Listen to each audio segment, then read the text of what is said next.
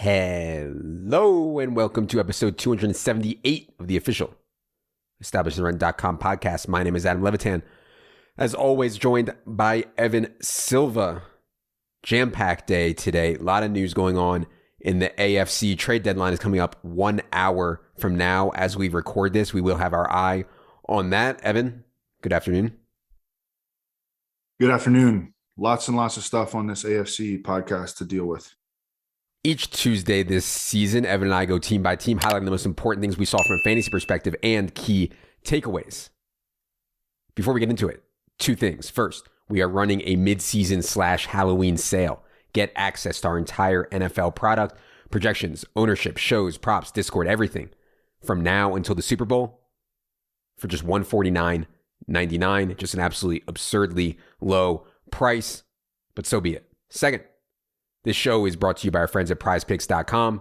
If you're in New York, California, Texas, a bunch of other states that don't have legal sports betting, but you want to bet props, PrizePicks is your answer. You can bet their props in parlay form.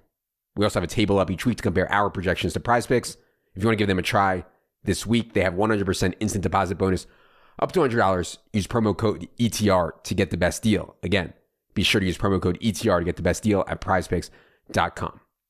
All right. Let's get into it with the AFC. Baltimore Ravens were on a bye. They will come out of their bye home against the Vikings. I have an eye on Sammy Watkins' status because I think that could affect Rashad Bateman, or at least make it a little bit more muddled for Rashad Bateman. But anything you're looking at with the Ravens as they come out of their bye? Yeah, Sammy Watkins should be back. Latavius Murray should be back to further muddy that terrible backfield that we all hate. Mm-hmm. The Ravens, I think, are now equipped to play pass-first offense. Clearly, their running game, their running game really has shown no signs of life. They've lost some offensive linemen, some key ones, including Ronnie Stanley. They've got a bunch of scrubs in the backfield. Tyson Williams is the only explosive member of the backfield, and they simply don't trust him to be anything more than, a rotating guy who plays maybe 20 snaps at most. But now they've got Rashad Bateman, a first-round pick, Marquise Brown, Sammy Watkins coming back, Mark Andrews. Lamar Jackson has been throwing the ball at one of the best clips of his entire career. I think they are truly equipped to be a team that is, top 15 in terms of pass rate. And we saw them be like top 20 in the first half of the season. I think that it could rise even more because that's what they do best offensively at this stage in their current state. Yeah, and that's insane. If you think that they're going to be top 15 in pass rate over expectation, Lamar Jackson is going to project, off the charts, like absolutely off the charts in this home game against the Vikings. So, I agree with you, that they are equipped to do so. We'll see if they do it because the more dropbacks means we can project more scrambles. It's just Lamar is just set up to have a monster second half. Bills. So I don't have a lot on the Bills. I was kind of hoping, and I didn't really believe it, but I was maybe hoping we'd see a role change for Gabe Davis in the first game without Dawson Knox. Didn't really happen. But next they play the Jaguars. Everybody can go ham. And freaking Geno Smith went ham on the Jaguars. Josh Allen is going to absolutely shred them. What'd you see out of the Bills win? They kind of started slow in that game against the Dolphins, but Josh Allen ended up getting there late. Yeah, we were kind of on Cole Beasley last week in the absence of Dawson Knox, and he ripped it up. He, I think, had like 11 for 110.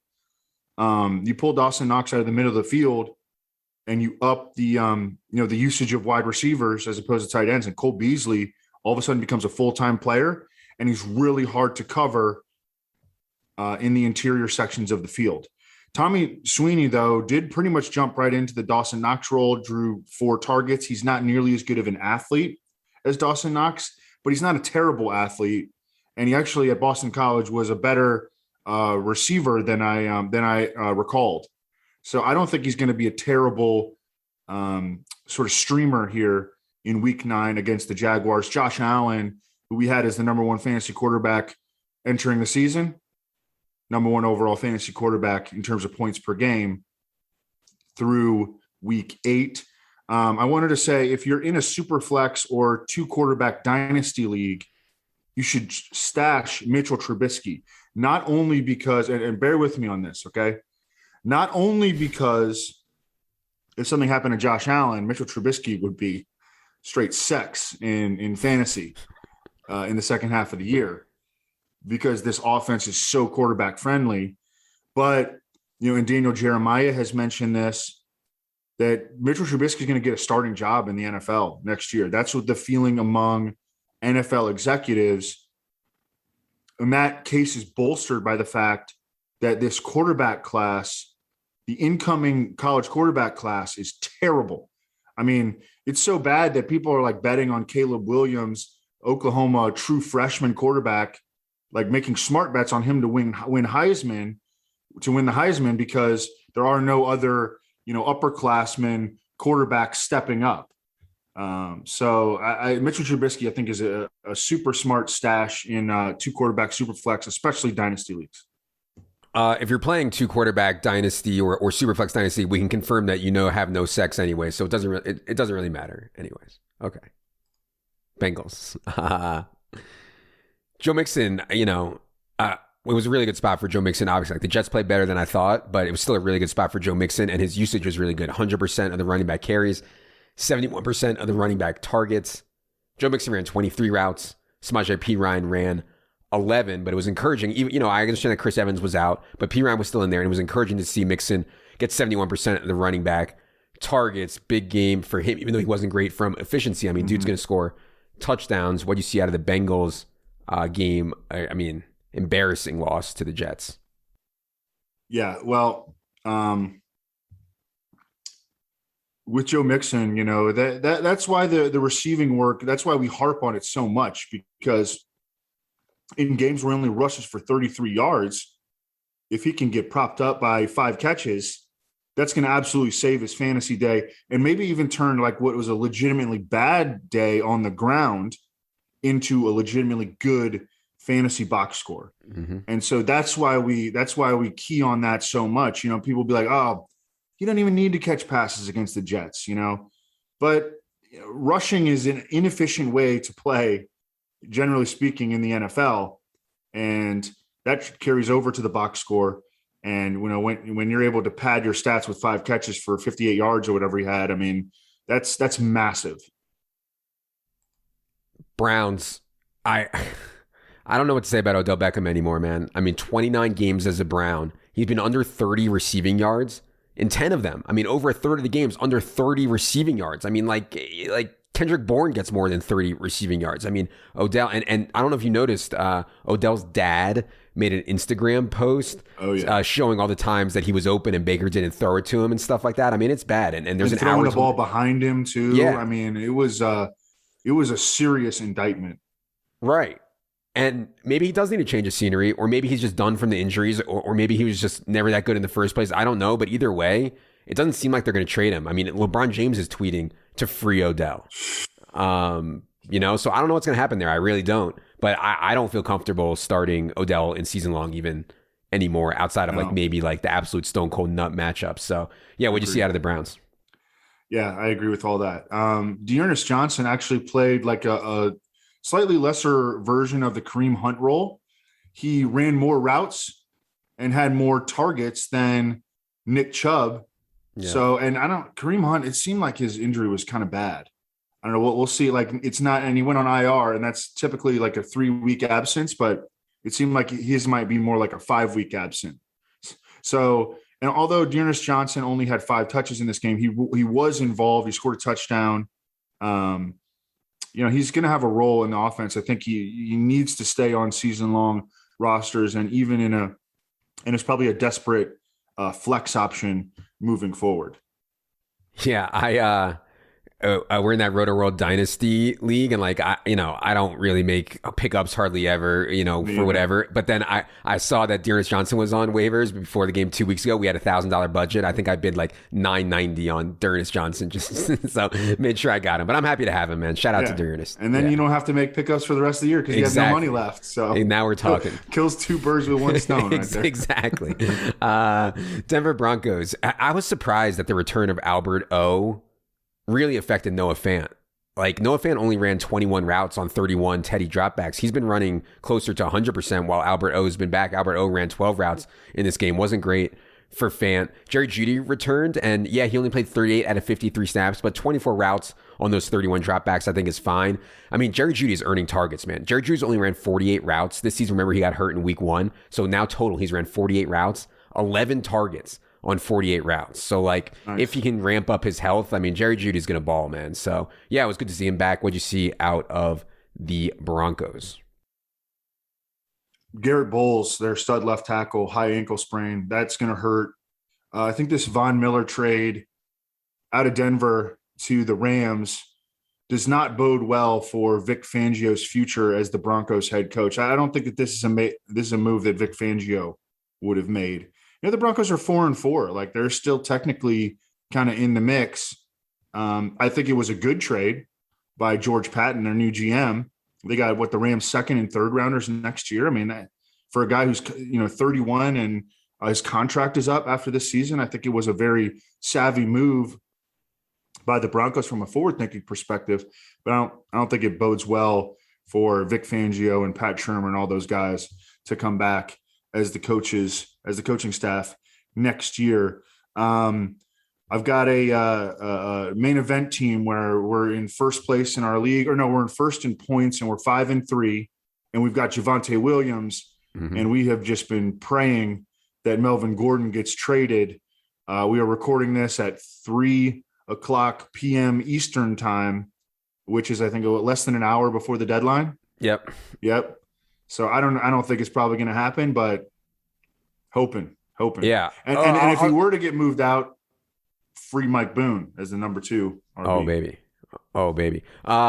Yeah, I'll say 2 things. Von Miller trade, to me, I mean, no-brainer, awesome deal for the Broncos. Like, you'd have to be insane not to make that deal if you're the Broncos. Yeah, the Broncos are 4-4. Their 4 wins have come against the Giants, the Jaguars, the Jets, and the Washington football team. Like, they're not actually 4-4. Like, that's not even like, I mean, it's ridiculous. They're 4-4. They beat a bunch of crappy teams. Yeah. I mean, they're not very good. We know that. Right. They're not very good. But Vic Fangio probably thinks they're, decent. Right. And on Melvin Gordon, like the Von Miller stuff is great for Javonte Williams. Like, it's just so much more likely that they're going to be, 4-10 and they're just going to let Javonte go ham. Like, why would Melvin Gordon want to? He's going to be going into another contract year situation. Like, he shouldn't want to be touching the ball 15, 20 times in a game for a really bad team. So yeah, I'm still super optimistic on Javonte.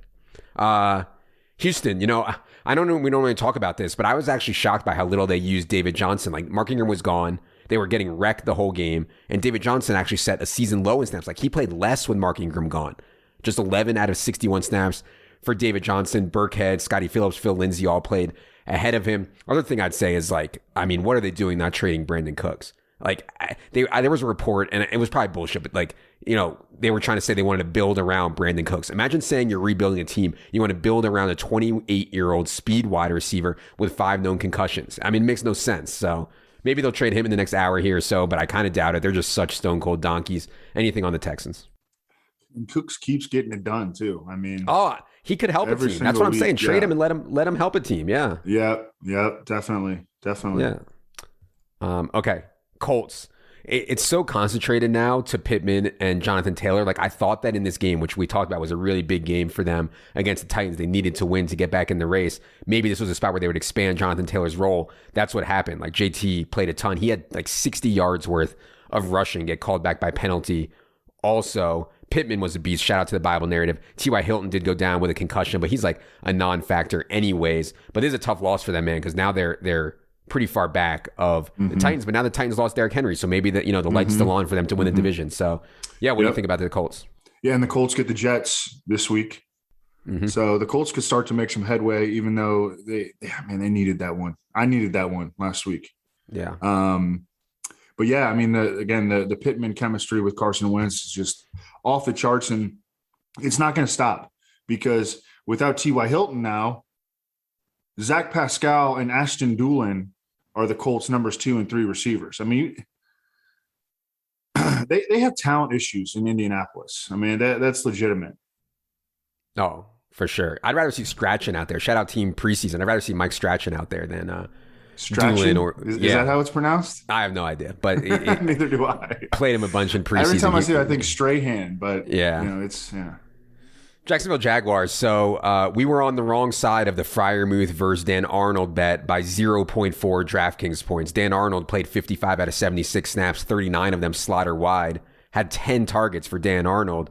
He finished 868-0 with some garbage time stuff, beat Freiermuth again by 0.4. I mean, yeah, the bits all aside, like Dan Arnold's usage is awesome right now, and obviously Freiermuth is just such a red zone beast. We'll get to him in a second. Other thing with Jacksonville is James Robinson got hurt. He's day-to-day going forward. We'll have an eye on that. But yeah, I mean, just an ugly loss for the Jaguars. They come out of their bye. They're all excited. They go to Seattle, play Geno Smith, and they get trounced. Yeah. Freiermuth was still the alpha play. He scored a touchdown. His team won. Arnold had to rely on garbage time to get there. So Leone, you could keep your 0.4 point win. All right. No, but it's so weird with these Jaguars are so weird. It's like they would prefer to feature these scrap heap Jamal Agnew, Carlos Hyde, over inherited talent. Like James Robinson or Laviska Shenault. And I think it just speaks to the ego of Urban Meyer and or Trent Baalke, or we know that these guys have massive egos, and they would rather try to prove themselves right with Jamal Agnew and Carlos Hyde than like Laviska Shenault. And it's very, very frustrating. Speaking of frustrating, we got to go to the Chiefs, man. I asked you last week, what's wrong with the Chiefs? Is the offense going to get it back on track? They get a home game against the Giants on a long week, and their offense does not look great again. And I'll submit this, man. Like, beyond Tyreek Hill, if we think the age model has caught up to Travis Kelce, and by the way, Travis Kelce, 32 years old, 427-0 last night, just has not looked nearly as reliable or as explosive as he's been over the last, 2 or 3 years. I mean, beyond Tyreek Hill, like, they're really lacking weaponry, like really, really badly. I mean, they don't trust McCole. Kelce has the age model. I mean, all they have is basically Tyreek. They don't even have CEH, which, whatever, I don't know if that matters or not. But yeah, I mean, what's your optimism on Chiefs turning explosive again this season? I'm staying optimistic, but I mean, there are real concerns, and you can tell by what the Chiefs are doing. Like, they're trying to shuffle in guys. Derek Gore last night, like, started out the game as their feature back, getting money touches in the red zone, almost out of nowhere. I went back and looked at Derek Gore's his profile. He started at Alabama, but he couldn't get playing time there, so he goes to Louisiana Monroe. Wasn't very good at Louisiana Monroe. Maybe he's a good athlete. No. Ran a 4.68 coming out at like 2:06. I mean, that is a brutal speed score. Mm-hmm. And eventually they went back to Darrell Williams, and McKinnon mixed in a little bit, but hardly at all. And then you see them shuffling around, like Blake Bell's getting a bunch of playing time. Byron Pringle was like the number 2 receiver in last night's game. And you're right. I mean, Tyreek has been banged up. Travis Kelce has not looked as dynamic as he has been in previous years. Travis Kelce has 65 yards or fewer in 4 of his last 5 games, only 1 touchdown since week 2. So, I mean, they're shuffling. Patrick Mahomes under 6 yards per pass attempt in 5 of the Chiefs' last 7 games. I mean, that is not what you expect from Patrick Mahomes. Yeah. No, I mean, it's really, really bad for them right now. Like, who would you rather have right now, Hawkinson or Travis Kelce? And by the way, the Chiefs have a reasonable spot against the Packers at home next. I'd rather have Kelce, but yeah. I mean, I get why some people might say Hawkinson. Yeah. Okay. Las Vegas. So they were on a bye. Expecting Darren Waller back this week, because it sounded like he was pretty close to playing in the game before their bye. But we'll see. Obviously, if Waller can't go, Foster Moreau will be a very strong play. They play at the Giants. This Henry Ruggs thing, man, this broke maybe 2 hours before we went on the air. Sounds like Henry Ruggs is going to be charged in a really bad DUI situation where someone died. And so, I don't think we have to talk about the fantasy fallout now, but really bad situation for Henry Ruggs. Anything else on the Raiders as they come out of their bye? No, I think that, we should anticipate back Darren Waller. But yeah, I mean, if based on the information that we have at this point, I mean, it's hard to imagine Henry Ruggs playing it down again in the NFL. Yeah, for sure. And we'll get some more information on that for sure as it goes on. But yeah, really bad situation there with Henry Ruggs. Chargers. Bad loss for the Chargers, man. Like, I was so optimistic on the Chargers. I had all these Staley Coach of the Year bets. And then Herbert wasn't great. I don't know if he got owned by Bill Belichick or what. And another slow game for Big Mike Williams, I think, is getting to be somewhat of a concern. But we can see, Patriots can play defense, man. They can scheme defense. Maybe it's just a blip. What do you think out of the Chargers' loss to the Patriots? Yeah, well, Justin Herbert hasn't played particularly well in back-to-back games now. Now they're against Baltimore and New England. Wink Martindale and Bill Belichick. Like, it doesn't get a whole lot tougher than that. Yeah. So I'm willing to give him a pass. I mean, I think we kind of anticipated that Bill Belichick was going to make sure that Mike Williams did not beat him for big plays and was going to give up a lot of stuff on the interior to Keenan Allen. And that's exactly what happened. Keenan Allen had a nice game. I think he had like 11 targets, 6 for 77 and a touchdown. Sometimes these situations are foreseeable. I'm not worried about the Chargers offense going forward, though. Eagles next for the Chargers, and then Vikings. So 2 pretty good spots coming up for Justin Herbert to get back on track. I'll certainly be back in on the Chargers in tournaments this weekend. Dolphins. So Devontae Parker comes back. I mean, we've talked about it. Like, you can't trust Devontae Parker to stay healthy. You can't trust him to stay healthy in a game, but he comes back. And I mean, dude's an alpha, 28% target share in his first game back. It's not great for Mike Gesicki when Devontae Parker plays. Mike Gesicki only saw 4 targets in this game, which sucked. Patrick Laird, friend of course, Overzet and Maddock. Patrick Laird was up with Malcolm Brown down, and Patrick Laird, it doesn't sound like a lot, but he ran 8 routes. Salvon Ahmed ran 8 routes, and so what you end up with is that Myles Gaskin only ran 21 routes on 48 Tua dropbacks. So, like, it's not great for the pass catching stuff for Gaskin when Laird is active. What do you see out of the Dolphins' loss to the Bills? Yeah, I mean, they just got owned by a much better team. The Bills are playing great defense, very good offense.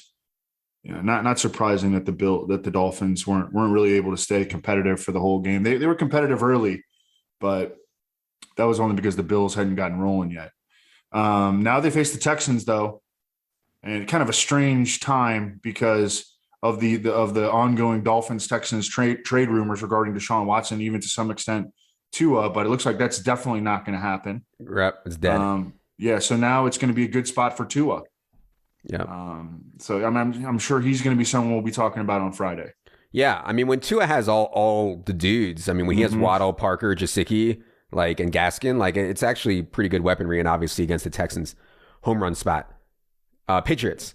I don't have a lot to say on the Patriots. Ramondre Stevenson was back active for this game, so it was just like a 1-week punishment for all the pass pro issues that we talked about a couple weeks ago. JJ Taylor was down in this game. Anything on the Patriots? Good win for them out in LA.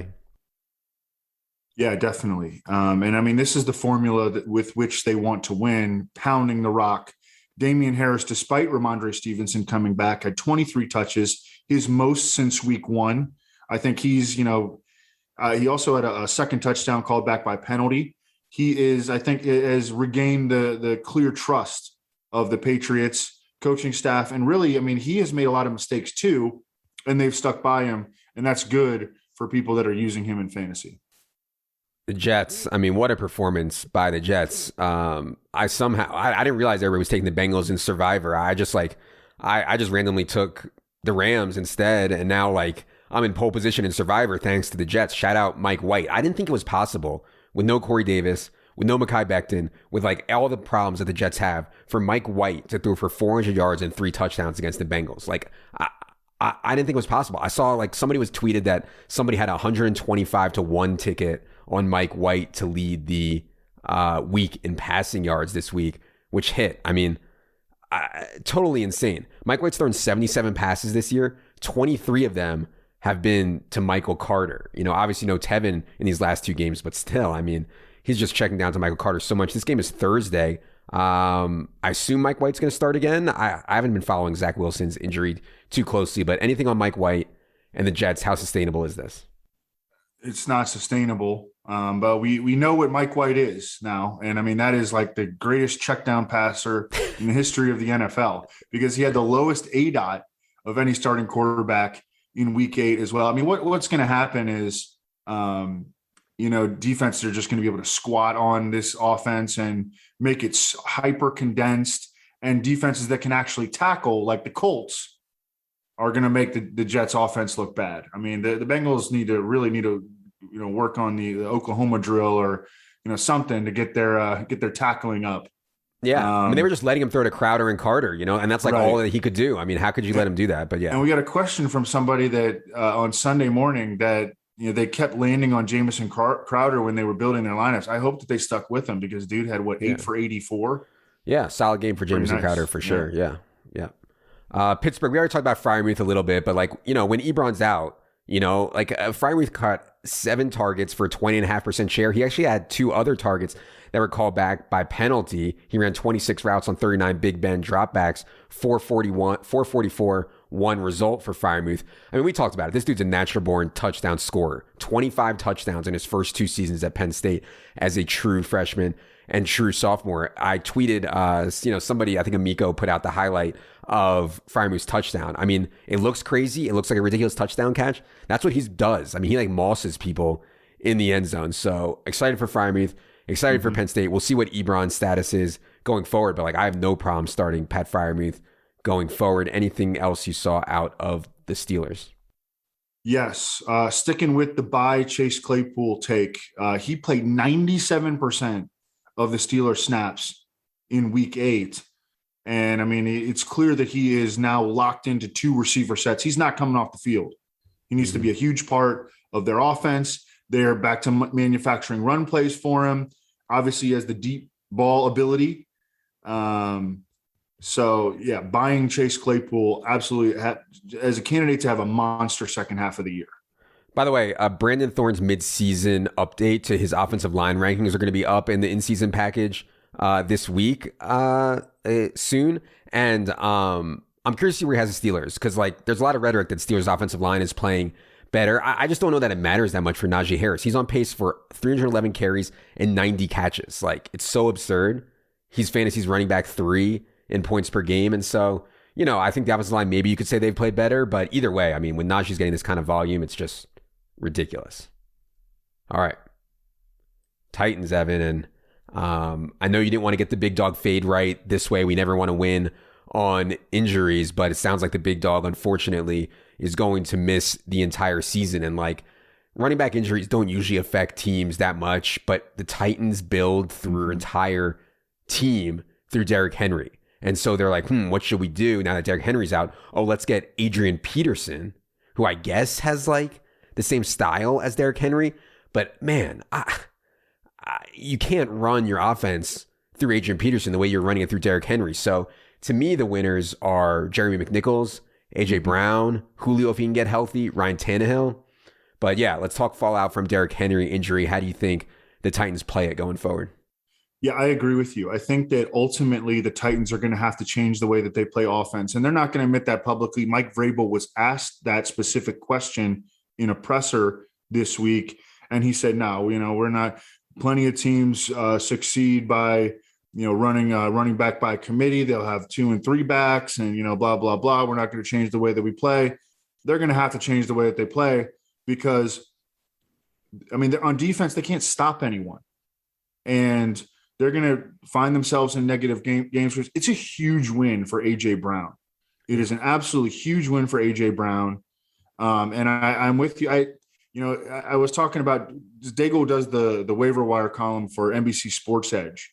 And I asked him, who's the number 1 pickup this week? Who do you have as number 1 pickup this week? He said Adrian Peterson, hands down.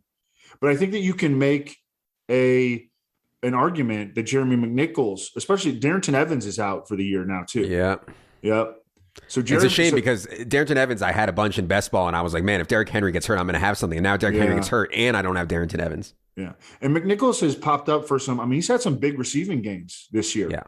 So, I think that he is I think he's an excellent pickup in PPR. Ferkser, we might see a little bit more from Ferkser. Ferkser's done nothing, by the way. I mean, he's He's really, really struggled.